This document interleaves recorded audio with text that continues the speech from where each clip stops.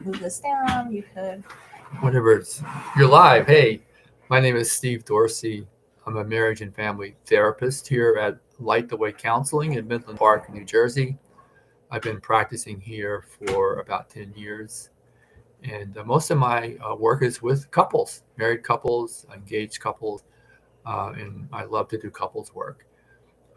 Every now and then we hear about a high profile divorce uh, in the world of entertainment, and you hear about irreconcilable differences, as if the couple they love each other, but they're so different that they can't figure out their way through those differences, and it ends up in divorce. Another word that we use for that is that the couple is incompatible, that their goals, their priorities are so different that it causes all kinds of problems in the relationship. Um, a man by the name of John Gottman has given that another name. He says that every married couple, even people who are well married, have what he calls perpetual problems. And that is that there are differences, there are incompatibilities with every couple that presents problems. And couples who are well married find their way not resolving those problems, but living with the problems, managing the problems. Whereas couples who run into trouble, those problems dominate them. Um, those problems eventually will take them out in terms of their relationship. Okay. So I often use that idea of perpetual problems with the couples that I counsel with, and I have a list of them. I have 20. I'm going to narrow it down to what I think are the top 10. So as I go through these perpetual problems, I invite you, if you're married or in a committed relationship, to think about that relationship, to think about, is this problem something that we've never dealt with that we're compatible?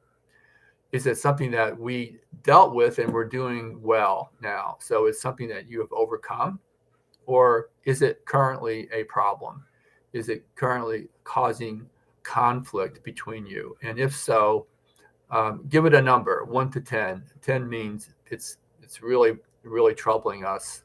One means it's a minor issue. So again, never a problem, uh, largely overcome, or a current problem, 1 through 10. And if you care to type in one of those problems that you would like for me to talk about later, spend some more time with, I will do that. So here we go. I'm going to go through my top 10 of perpetual problems. Number one, neatness and organization. One person has a greater need for neatness and organization than the other. So it's your typical Felix and what Oscar, who are those two? But one person is very neat, wants everything in place, very organized. The other person is much more relaxed, doesn't mind having things out of order, uh, work piled up or clothes piled up in various places, causes all kinds of conflict. Second one, very, very common, perhaps the most common, finances. One person values saving money. That person is a saver, likes to put money away for a rainy day. Maybe that person doesn't like debt. The other person is a spender. That person enjoys the things that money will buy now. Maybe that person doesn't mind being in debt. The person wants to enjoy whatever they have in the here and now. So that's an obvious incompatibility. Closeness to relatives. One person wants more distance from relatives while the other wants more closeness. Now, contained in that is what we call in law problems. In law problems generally fall into one of two areas. One is when one partner seems to ally with their parents over their spouse, so that the spouse feels like you care more about your parents, your family, than you do about me. And maybe there's good reason to feel that way because that sometimes is true. The other problem is when one person complains, and complains about their in laws, about the parents or the family of their partner. And so all of that complaining wears the spouse down, wears the partner down. And those complaints are certainly legitimate to the one complaining. but the complaining is really causing a problem within the relationship. So such a couple really needs a lot of work to do to find their way forward. Next problem is what I call household chores. Differences of opinion regarding who should do what around the house and how quickly tasks should be completed. I once had a couple, they had what they called kitchen wars. So that if they were both in the kitchen at the same time, they both had their opinions about what should go where, when you should cook what pot should be. So they were just in each other's way and fighting in the kitchen because they felt differently about how to manage things in the kitchen.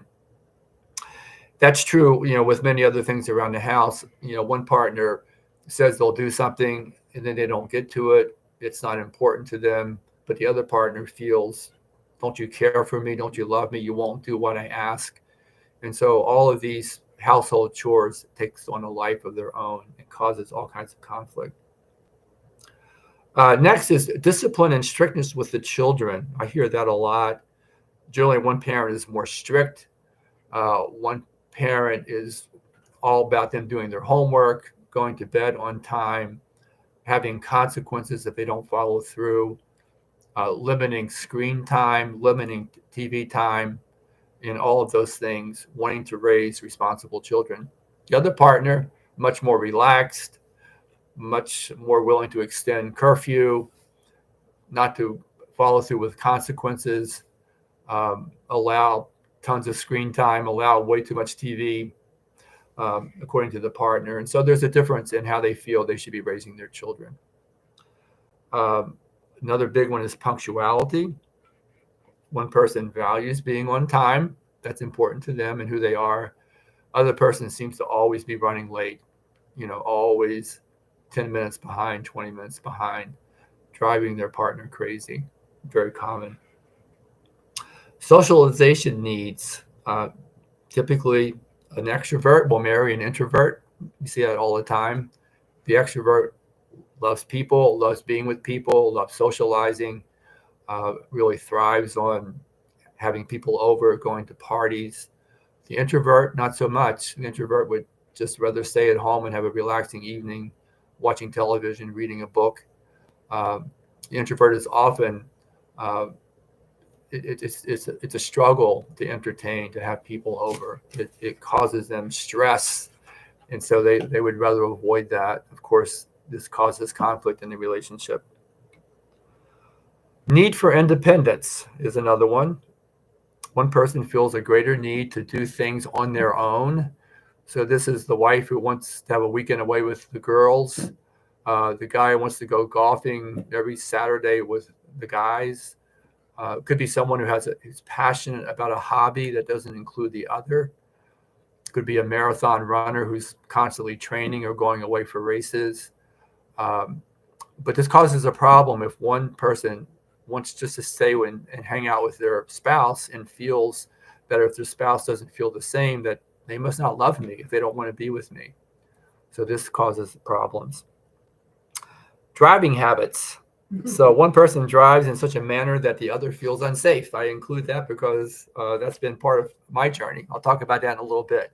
But that is common that couples argue about the way the other is driving. Typically, the man is driving, but I've seen it the other way. The woman is driving, husband feels unsafe.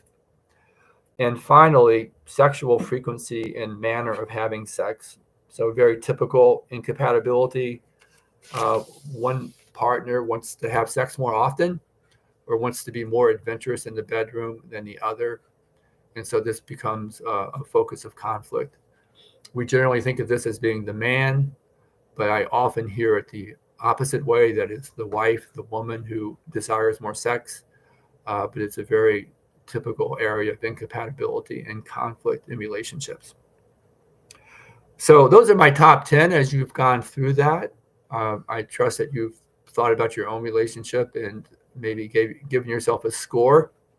And again, I invite you to let me know if you would like me to comment on any of them in particular. So what do we do with those perpetual problems?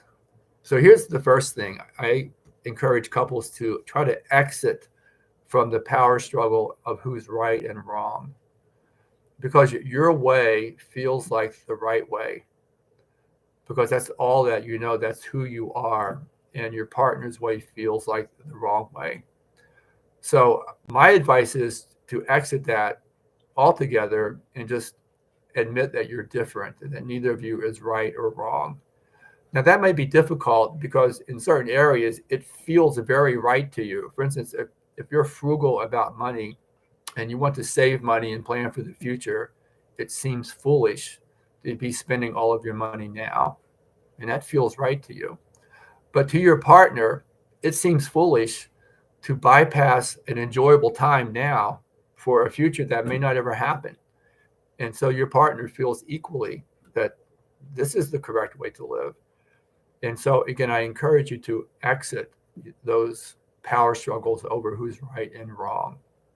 To put it another way, I like to think that each of you live in a different world. There's his world, the way that he, the husband, the man, experiences love, experiences hurt, uh, values things in life based on his personality, his background, his childhood, his experiences. And then there's her world. That world is very different, how she experiences love. We all know about love languages, that we all speak a different love language. How she is hurt, what bothers her, what she enjoys in life, what her priorities are. Uh, that world is different. And the quicker a couple makes their peace with the fact that they live in two different worlds, that they acknowledge and honor each other's worlds, the better it is for that relationship. I'll give you an example.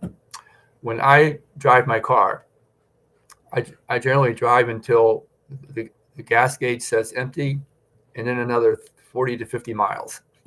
Why? Because I know I have another 40 or 50 miles in my gas tank. They're not fooling me. So I like to kind of live a bit on the edge.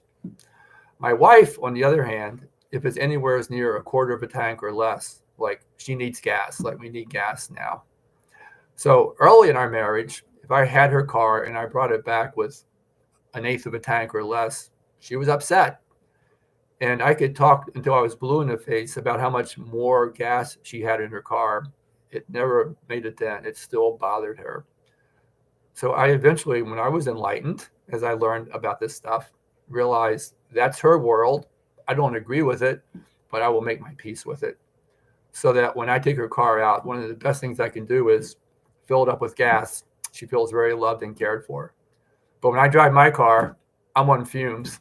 So that's been my resolution to that one. So that's, you make your peace with your world being different. The next thing you might want to do is talk to each other about why you feel as you do. So give each other, and if you were in my office, I would do this with you. Give each other time to talk about how you feel about whatever the issue is. Tell me, what do you want your partner to know about how you feel? And so let's say you're talking about raising the children. You would say, I want our children to learn responsibility. I want them to not be enslaved to their devices and the TV. I want them to learn how to just be together as a family without anything on and just enjoy each other. I want to teach them the discipline of life, because in this world, there's so much undiscipline, there's so much chaos and confusion, that I want to impart those values to my children. And the other partner might have his or her own story, which is quite different. When I was a child, we had to follow the rules. My parents were always on us to do this, to do that.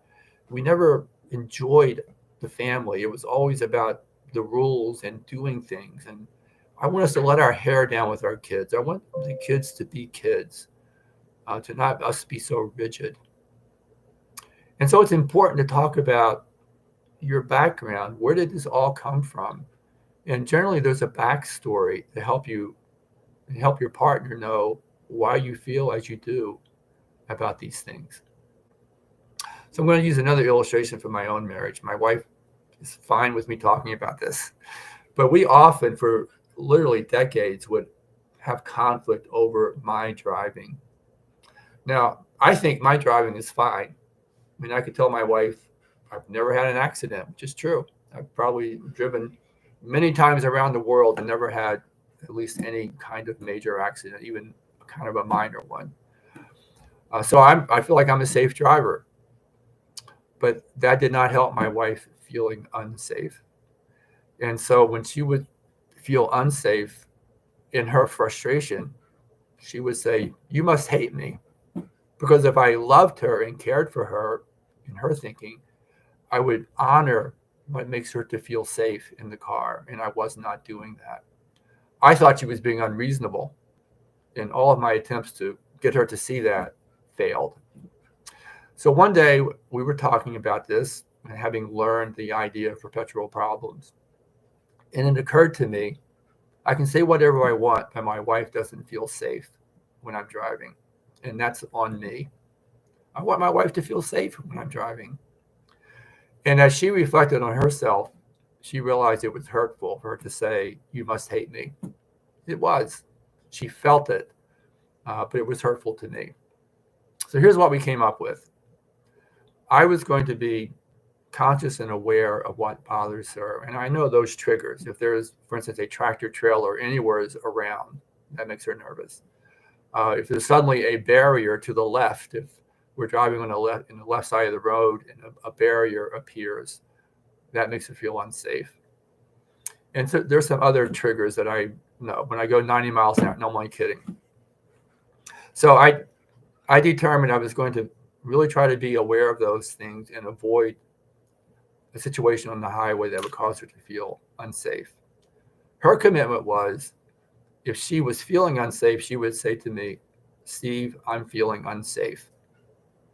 So that way she owns it. She's not blaming me because I'm feeling safe, to be honest with you. So, but she owns it. She says, "I'm feeling unsafe." That's a great way to express what she's feeling. I can hear that without being offended.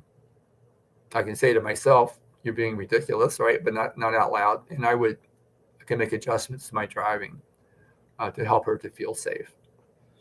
So that's taking that perpetual problem from us down from like a 8-9 to maybe a 1-2. So that's a victory. That's a victory.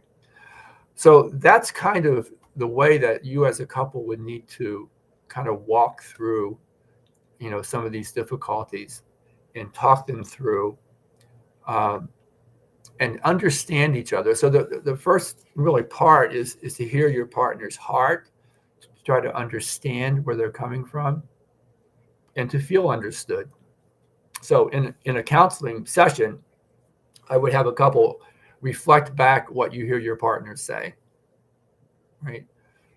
So the wife might say to the husband, "So I hear that it's really important to you that we arrive on time or ahead of time when we have a commitment, and it feels like it shows poor character to show up late. It reflects to you that you're not prioritizing the people that we're meeting, that it says a lot about your character when we are late somewhere. Is that right?" And the husband says, "That's right. Yeah, it's important to me. Thank you for acknowledging that." And it can be powerful to hear your partner reflecting and validating how you feel. It can be very, very powerful. By the same token, that same husband may say later on, "So you're saying that when you were a kid, your parents were always on you to get in the car, to be on time. If anyone was late, it caused a crisis, arguing and complaining, and you just want to relax. And to show up 20 minutes late to a party is no one cares. And actually being early, it feels awkward. So you like to be relaxed, to not always be watching the clock. If you're running a little bit late, it's no big deal to you. Is that right?" "Yeah, that's right. That's how I feel. I don't want to always be worried about the clock. And if we're 5 minutes late, I don't care. No one else cares either. That's how I feel." And so that couple comes to understand each other. So understanding each other, you're 3/4 of the way there. So now what you need to do is figure out a way generally to compromise. It would be unfair, for instance, if that last couple, if they were always on time, always on time, and it would be unfair if they're always late. So is there some kind of a relaxed kind of compromise that they could find? And what often they could come up with is if there's an event that's very important to the one who really needs and wants to be on time, could they make it a priority to be on time for that event? Could the other partner make sure that he or she needs to do what they need to do to get there on time, to show that I want to honor you and you need to be on time for this event, which is important to you. But maybe if they have a social engagement, it's not as important to always be there the minute of the engagement. And so there could be some relaxing there. So the key for that couple is to talk ahead of time, to understand that they have a difference. And so when an important engagement comes up, one person could say, this is important to me that we be on time. Could you help me with that, accommodate that? And generally the partner would say, especially if they've been doing this in good faith, I can do that. We'll make sure we're on time for that. And then you got to make good on those promises, on those compromises. So that's an example of being on time, driving habits. Just wondering if there's anyone out there in the world of cyberspace has a particular problem you'd like me to talk more specifically about. I'd be more than happy to do that. If I miss any of you, you can always chime in later with questions, and we'll try to get back to you on that. If you would like to have a session with me and talk about some of these issues or others that may be on your mind, you can reach me. Here's a phone number at 201-444-8103, extension 11 pound. My name is Steve Dorsey. We also offer a 15-minute consultation at no charge if you would like to call and just chat with me about whatever is going on. And so I thank you for your time today. I hope that this has been of some value to you. And I want to end as well. I'm checking with my director to see if there's anything I've missed out. And I don't think we've had any chats. So again, I invite you to respond back if you would like with any questions or comments. We would always appreciate them. And again, this is Steve Dorsey from Light the Way Counseling in Midland Park, New Jersey, wishing you a great day. Bye.